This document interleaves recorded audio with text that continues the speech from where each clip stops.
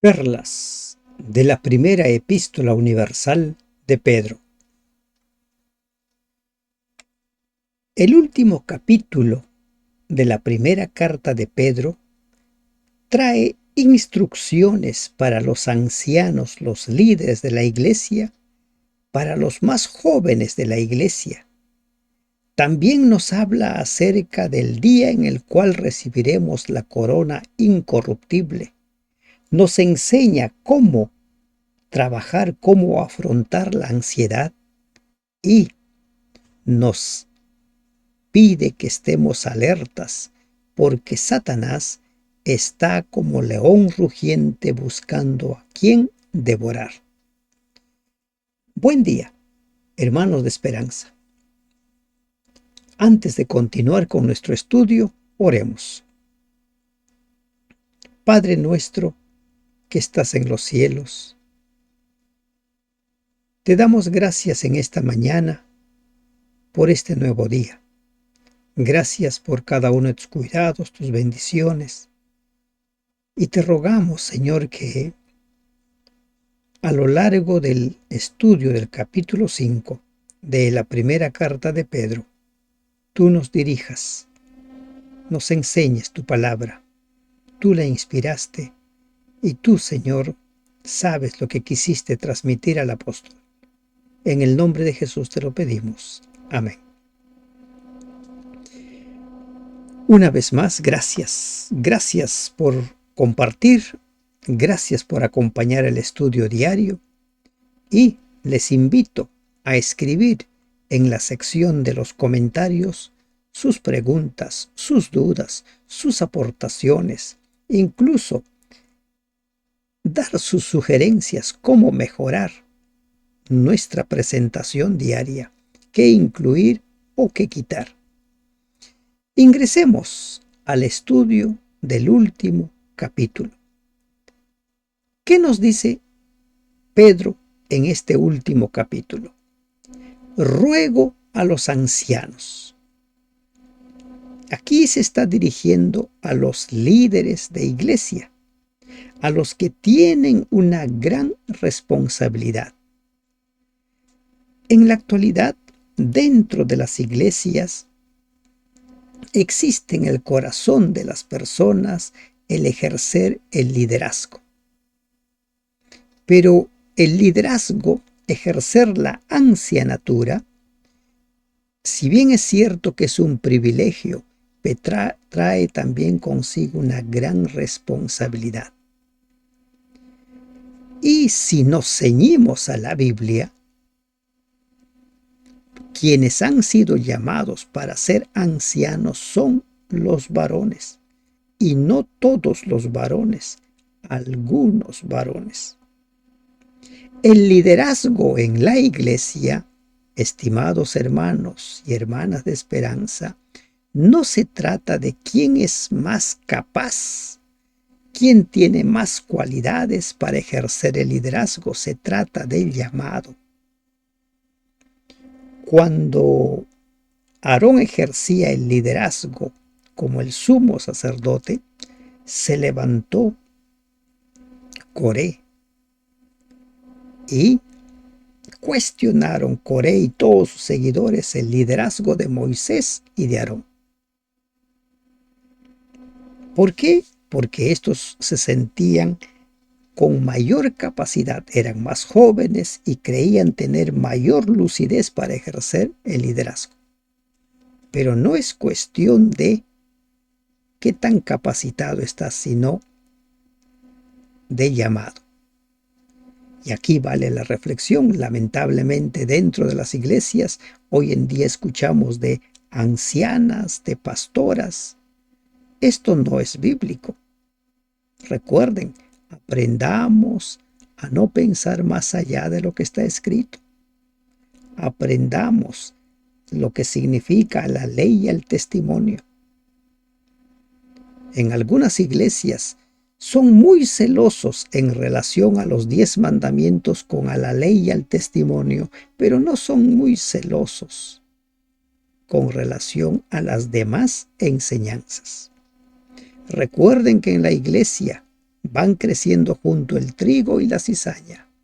No nos prestemos a interpretaciones antojadizas, a interpretaciones privadas de la palabra de Dios. Ruego a los ancianos que están entre vosotros, y él también, Pedro también, se identifica con ellos. Yo, anciano, también con ellos. Y él da algo más de él, dice, yo soy testigo de los padecimientos de Cristo. Yo lo he conocido, yo he tratado con él, he escuchado lo que él dijo. Pedro fue un testigo de primera mano. Yo testigo de los padecimientos de Cristo, que soy también participante de la gloria que será revelada. Pedro como testigo personal de Cristo. Aunque Pedro era, según sus palabras, igual a los otros ancianos en cuanto al cargo, tenía una posición privilegiada por haber sido testigo ocular de la vida y la muerte de Cristo. Y es interesante cómo Pedro se identifica con los ancianos. Hoy en día en la iglesia tenemos los pastores, los ancianos y los demás ministerios. Y Pablo se pone en el nivel, no dice yo soy el apóstol, yo soy superior, yo también anciano, testigo de los padecimientos de Cristo, que soy también, dice, participante. ¿De qué? De la gloria que será revelada. Pedro escribe con la confianza en el cumplimiento de un suceso a un futuro, como si ya hubiera estado disfrutando de sus beneficios. Dependía de promesas como las que se registran en Mateo 19, 28, Juan 13, 36, en cuanto a la comprensión que tenía el apóstol de su futuro inmediato. Él entendía, para él estaba cercano. Y entonces él da instrucciones a los ancianos. ¿Qué instrucciones da en vista de la pronta venida de Cristo? Apacentad a la grey de Dios que está entre vosotros. Cuando Jesús le llamó a Pedro y le dijo, Pedro, ¿me amas? En 3 ocasiones le preguntó, ¿me amas? Y en las 3 ocasiones le pidió que apaciente la grey, que apaciente a los corderos, que pastoree las ovejas, que apaciente a las ovejas. En 3 ocasiones. Apacentar incluye no solo la alimentación del rebaño, sino también todo el cuidado que un pastor debe dar a sus ovejas. Entonces se da con claridad cuáles deben ser los deberes de un pastor. Y en Hechos capítulo 20, versículo 28, también se nos indica qué debe hacer el que está al frente de la grey. Pedro está transmitiendo la orden que él recibió de Cristo. Recuerden Juan 21, 16. Apacentad la grey de Dios. Es de Dios. Es la iglesia de Dios. No es de ningún líder. Hay algunos que se conducen como si fueran líderes de las iglesias o los dueños de las iglesias. En la tercera carta de Juan nos encontramos con un hombre que creía ser el dueño de la iglesia. Creía que tenía autoridad para hacer y deshacer. Hay muchos como este hombre, cuyo nombre lo encontramos nosotros, Diótrefes. Era un hombre que se creía dueño de la iglesia. Hasta prohibió que se leyera en las iglesias las cartas enviadas por el apóstol Juan. La grey de Dios es la iglesia de Dios, no es la iglesia de ningún líder, de ningún pastor, de ningún administrador. Es la grey de Dios. Hay que tener en cuenta siempre ello, cuidando de ella, cuidando. Hay que cuidar. ¿Y qué es cuidar? No permitir que le ocurra nada malo. Cuidar. Cuando un niño tiene 2 años, 3 años, ¿no? Lo vamos llevando de la mano. Hay algunos padres que realmente cometen un grave error al sacar a los niños y dejar que corran libremente en la calle. Hay muchos peligros. Hay que llevarlos siempre de la mano, cuidando de ella. Y ahora viene la indicación clara. Dice, no por fuerza. No, es un rotundo no. No por fuerza. Dios nada hace por fuerza. Dios respeta el libre albedrío de cada persona y los líderes deben entender ese principio, no por fuerza. No se puede obligar a nadie. Una adoración hecha por obligación no sirve. Tiene que ser por amor.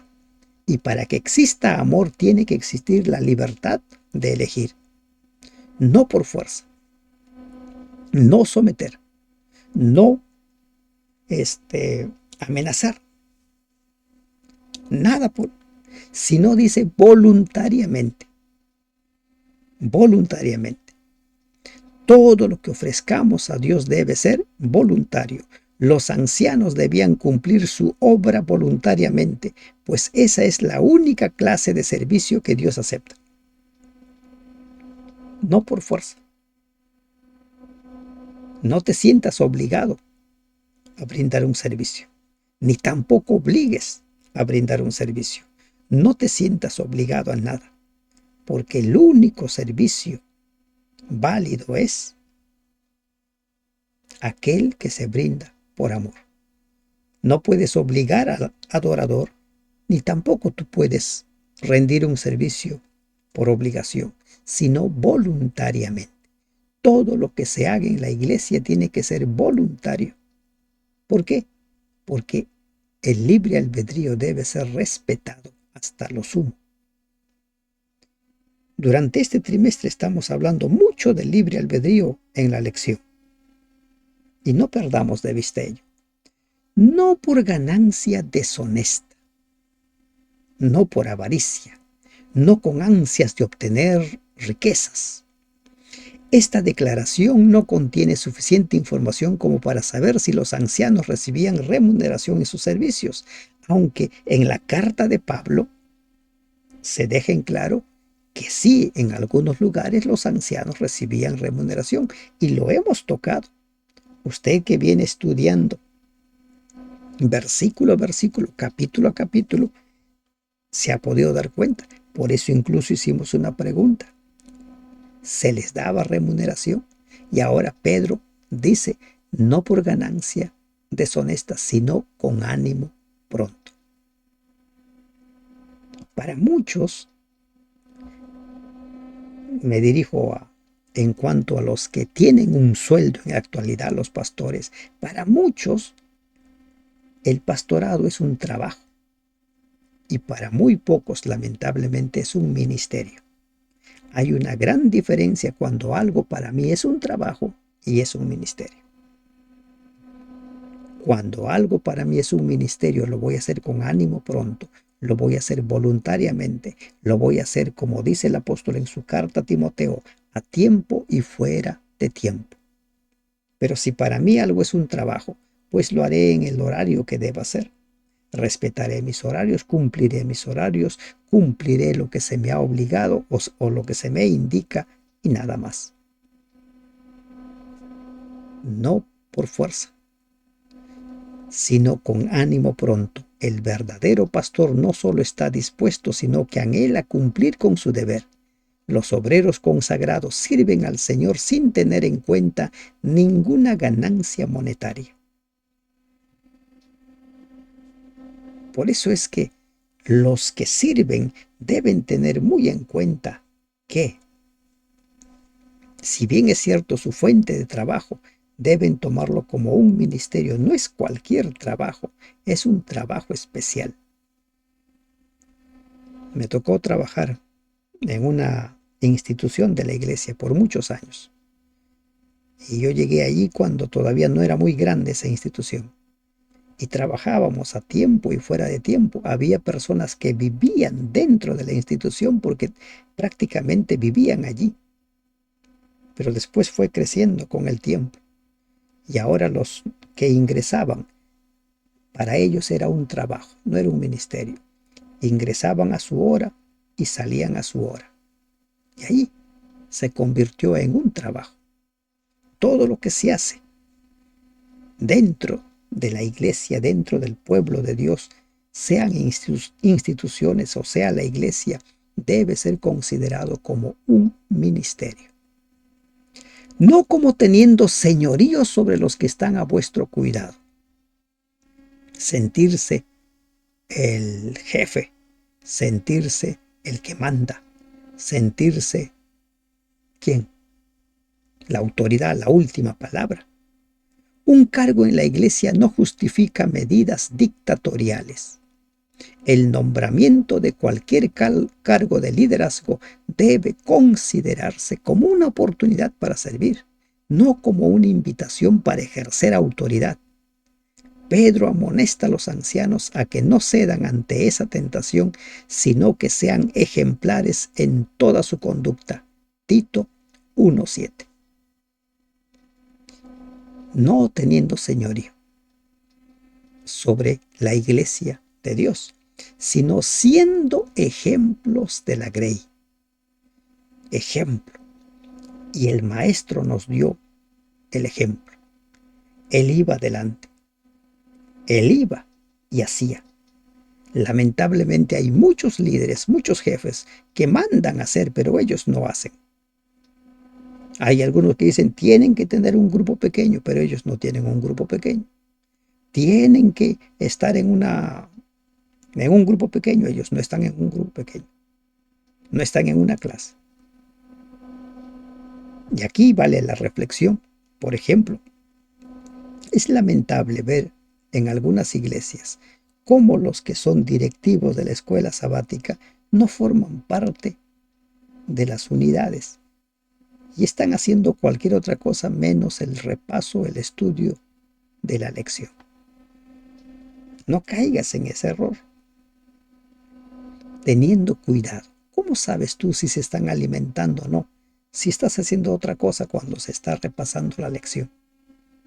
Algunos dicen, bueno, han estudiado en su casa. Sí, algunos estudiamos en nuestra casa, pero no todos. Recuerden que en la iglesia hay de las fuertes y de las débiles. Sino siendo ejemplos de la grey en todo, en predicación, en estudio bíblico, en dadivosidad, en todo tenemos que ser ejemplo. Y cuando aparezca el príncipe de los pastores, cuando aparezca el jefe de los pastores, el pastor de pastores, cuando Cristo venga por segunda vez, vosotros, dice, ustedes ancianos, recibirán la corona incorruptible de gloria. ¿Quiénes? Los que han servido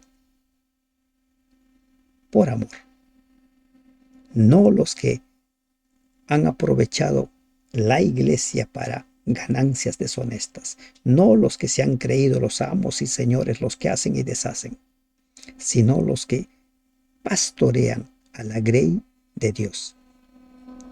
El príncipe de los pastores, el pastor de pastor, así como el título del rey de reyes.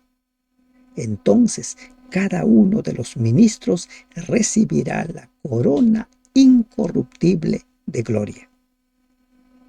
¿Y cuál es esa corona incorruptible de gloria? La corona de vida. Igualmente, jóvenes, estad sujetos a los ancianos y todos sumisos unos a otros. Ahora viene el mensaje para los jóvenes. Dice igualmente, así como los ancianos tenían que estar sometidos al liderazgo de Cristo, también los cristianos más jóvenes debían someterse a la dirección de los ancianos. Al respecto escribe Santiago, escribe Pablo. Hay una responsabilidad de liderazgo, de pastorear de parte de los ancianos. Y la Grey, los más jóvenes, deben aprender a respetar. Y recuerden, cuando la Biblia habla de sujeción, de sumisión, no está hablando nada de abuso. No está hablando nada de que yo mando y tú obedeces. Nada. Todos somos coherederos. Todos somos candidatos al reino de los cielos. Por cada uno el Señor derramó su sangre. Todos sumisos unos a otros. ¿Se dan cuenta? Unos a otros. Revestidos de humildad. Revestidos, vestidos de humildad. Cristo llegó a ser nuestro máximo ejemplo de humildad. Y ahora se nos pide que nosotros estemos revestidos de humildad. Así como un esclavo se ponía su delantal, ¿recuerdan a Jesús? Aquel día en que lavó los pies, se puso un delantal, tomó agua y se puso a lavar los pies de sus discípulos, con humildad. Porque Dios resiste a los soberbios y da gracia a los humildes. ¿Por qué Dios resiste a los soberbios? ¿Quién es un soberbio? Un soberbio es un altivo, es un arrogante, es aquel que siente que lo sabe todo, siente que no necesita nada. Está en la iglesia porque él cree que está para dar, no para recibir. Soberbio, altivo, arrogante. Por lo tanto, dice el apóstol, humillaos pues bajo la poderosa mano de Dios. Eres altivo, arrogante, soberbio, humíllate ante la mano poderosa de Dios para que Él os exalte cuando fuere tiempo, en el tiempo indicado. Aunque algunos no se ponen de acuerdo, ¿cuándo es esto de fuere tiempo? Miren, las recompensas de Dios no solo son para la vida eterna, para cuando Cristo venga, sino también para el presente. Recordarán ustedes, el joven rico llegó donde Jesús preguntando, ¿qué debo hacer para heredar la vida eterna? La respuesta de Jesús lo dejó muy triste y se fue. Y Pedro dice a Jesús, si es tan difícil salvarse, ¿cómo se van a salvar los demás? Y también Pedro dice, nosotros hemos dejado todo para seguirte. Y Jesús le dice, los que han dejado todo para seguirme van a recibir la corona de vida, pero también van a recibir bendiciones a 30, 60, a 100% aquí en la tierra. Las bendiciones también son para aquí en este lugar, cuando fuere tiempo. Ese tiempo es acá y también en la eternidad. Echando toda vuestra ansiedad sobre Él, porque Él tiene cuidado de vosotros. Echando toda tu preocupación sobre Él. Jesús dice, vengan a mí todos los que están trabajados y cargados, todos los que tienen problemas, preocupaciones, los que no pueden dormir, vengan a mí. Y Pedro dice lo mismo, echen todas sus ansiedades, todos sus problemas, todas las preocupaciones que tienen. Hay personas que se la pasan preocupados, piensan, repiensan y sobrepiensan sobre un problema y están allí en las noches, piensan y no pueden dormir. Echen toda su preocupación, toda su ansiedad, todos sus miedos. El que pone toda su ansiedad sobre Dios resuelve completamente el problema de la preocupación que debilita a tantos cristianos. Pero el problema es que no sabemos cómo hacerlo. Y por eso seguimos ansiosos, seguimos preocupados. Tenemos que tener fe en Dios. Creer. Lea la historia de Ana. Ana era una mujer muy atribulada. Lloraba, hasta que un día decidió dejar todo en las manos de Dios, poner todas sus cargas en las manos de Dios. y se puso a orar. Empezó a balbucear palabras. Elí lo estaba observando y creyó que estaba ebria. Y al final de la oración, Ana volvió a su casa y no estuvo más triste, no estuvo más atribulada. Eso es poner todas nuestras ansiedades en las manos de Dios, porque Él tiene cuidado de nosotros. Él tiene cuidado de cada uno de nosotros. Sed sobrios y velad, porque vuestro adversario el diablo, como león rugiente, anda alrededor buscando a quien devorar. Una persona que está lleno de ansiedad, una persona que no puede dormir, una persona desesperada, va a ser presa fácil de Satanás. Satanás lo va a empezar a engañar, le va a dar soluciones. Hay personas que recurren a diversas fuentes para recuperar la salud. Están desesperados. Aparecen los milagreros, se van tras los milagreros. Aparecen algunas fórmulas mágicas, se van tras las fórmulas mágicas. Sed sobrios. Sobrio. Estar en el pleno uso de tus facultades. Velad. Estar atento. La seriedad de los tiempos y las muchas dificultades indujeron a Pedro a instar a cada cristiano a ejercer una estricta disciplina. Sobrio. Puedes ser engañado por Satanás. Si estás desesperado, no sabes cómo manejar tus problemas, no sabes llevar tus problemas a los pies de Cristo, puedes ser devorado por el enemigo. Porque Él va a aprovechar nuestras debilidades, Él va a aprovechar nuestras necesidades, nuestras angustias para devorarnos. Va a aprovechar nuestros gustos, nuestros placeres para devorarnos. Por eso dice, sed sobrios y velad. Satanás está como león rugiente, como un león que no ha comido hace muchos días y está buscando a quien matar. Anda alrededor buscando a quien matar, a quien devorar. ¿Y qué es lo que aprovecha Satanás? Nuestras debilidades, nuestras necesidades. Recuerden las tentaciones en el desierto. Jesús había ayunado 40 días y Satanás le dice, convierte la piedra en pan, tú necesitas comer. Siempre aprovecha lo que a nosotros más nos gusta. Al cual resistid firmes en la fe.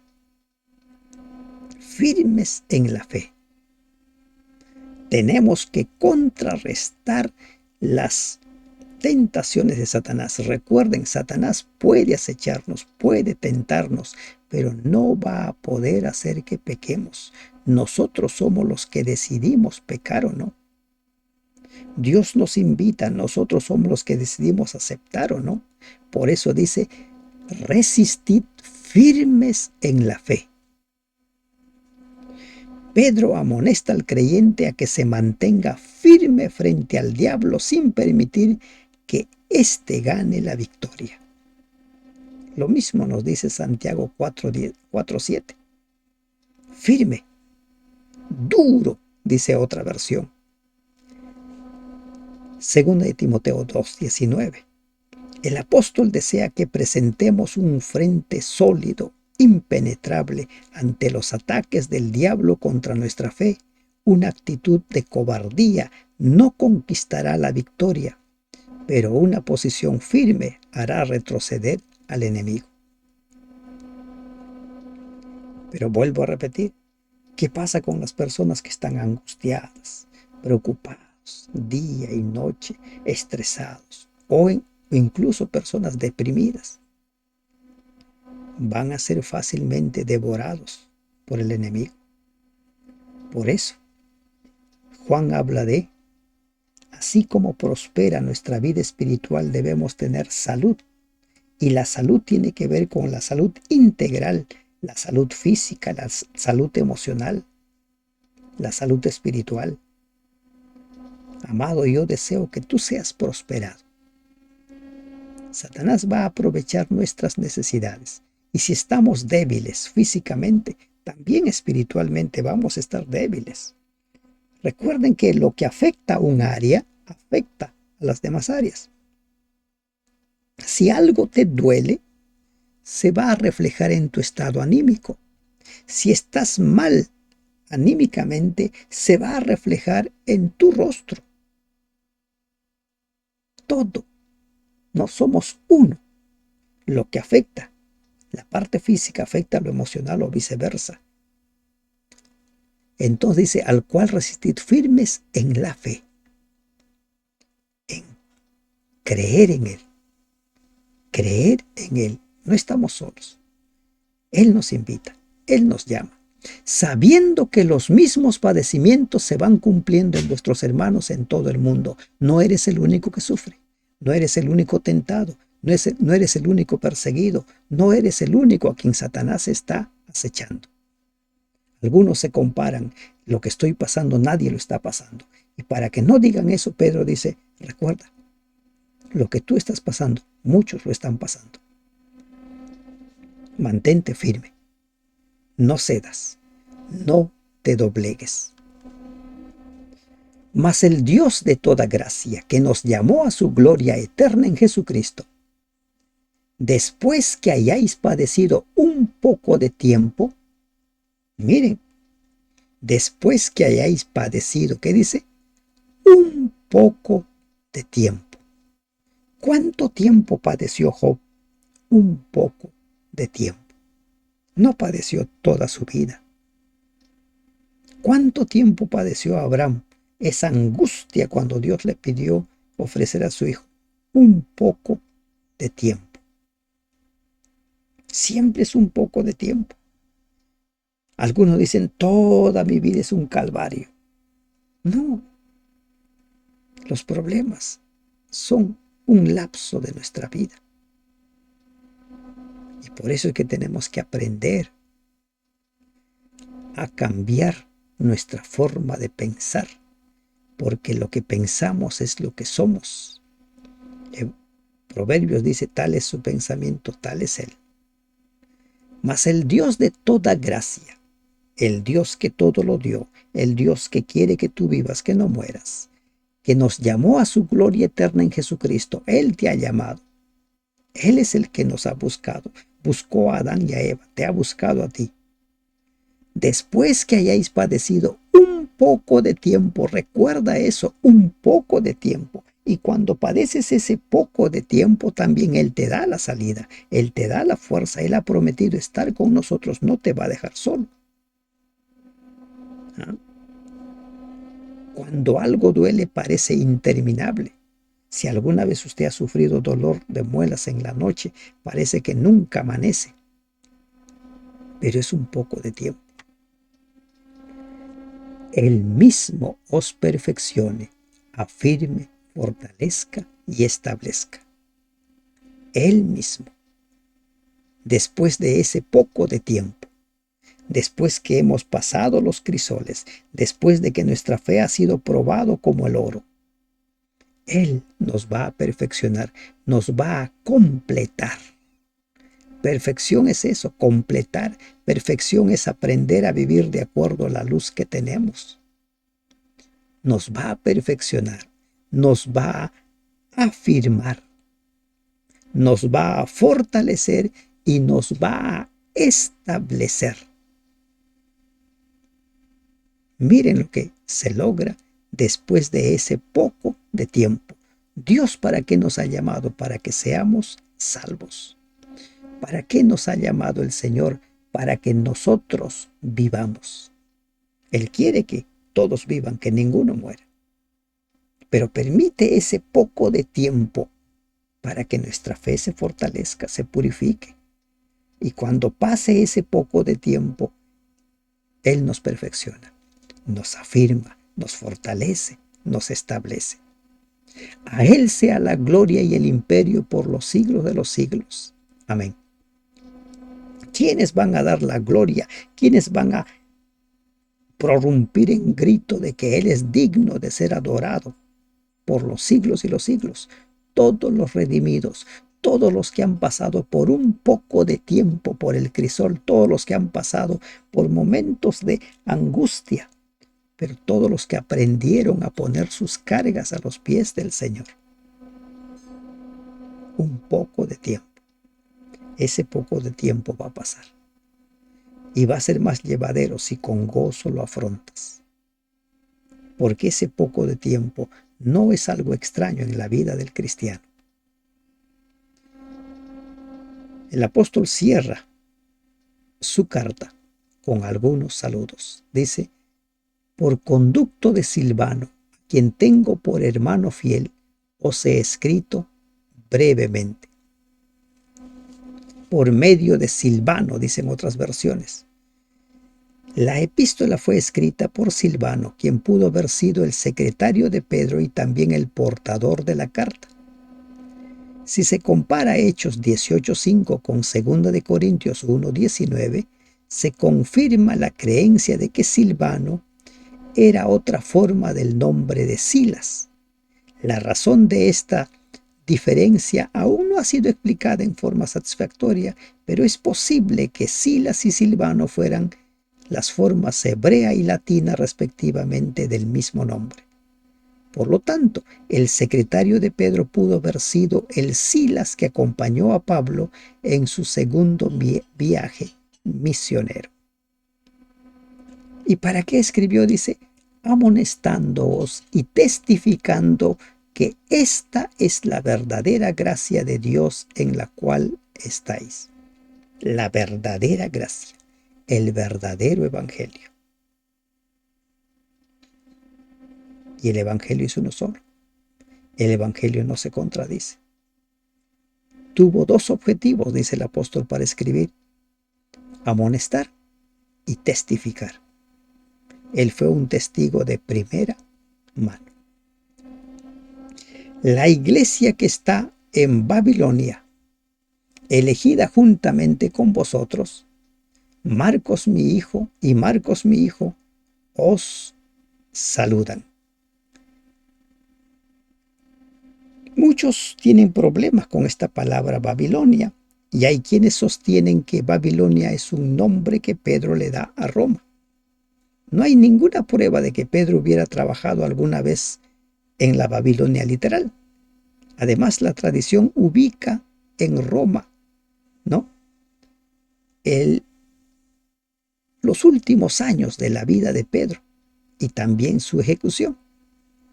Se sabe que cuando los primeros cristianos hablaban de la capital del imperio, usaban el nombre críptico Babilonia para evitar represalias políticas. Apocalipsis 14:8. Los comentadores concuerdan en general en que Pedro usa el término Babilonia como una velada referencia a Roma, la iglesia de Roma. Con esta aclaración, leeríamos: la iglesia que está en Roma, elegida juntamente con vosotros, y Marcos mi hijo, os saludan. ¿Quién es este Marcos? Se sostiene que Marcos es el mismo Marcos que acompañó a Pablo y Bernabé, y que luego Marcos se convirtió en un instrumento del Señor, ¿no? Algunos sostienen que Marcos era realmente hijo de Pedro y ven en este versículo una referencia a su estado civil, que era casado, pero la mayoría de los comentadores interpretan que es un término metafórico como se suele utilizar. La iglesia en Babilonia, juntamente con, dice, con vosotros, ha sido elegida, y Marcos mi hijo os saluda. Saludaos unos a otros con ósculo de amor. Paz con todos vosotros, los que estáis en Jesucristo. La paz con todos los que esperamos a Cristo debe ser el santo y seña de que estamos viviendo la verdad del Evangelio, de que estamos viviendo al servicio del Señor. La gracia del Señor nos hace salvos. La paz nos permite afrontar cada día de nuestra vida con optimismo, con esperanza. Esperemos hasta que el Señor venga. Esperemos hasta que Él vuelva pero no sin hacer nada, sino haciendo, como dice Santiago, que nuestra fe sea una fe viva. Que Dios te bendiga. Amén.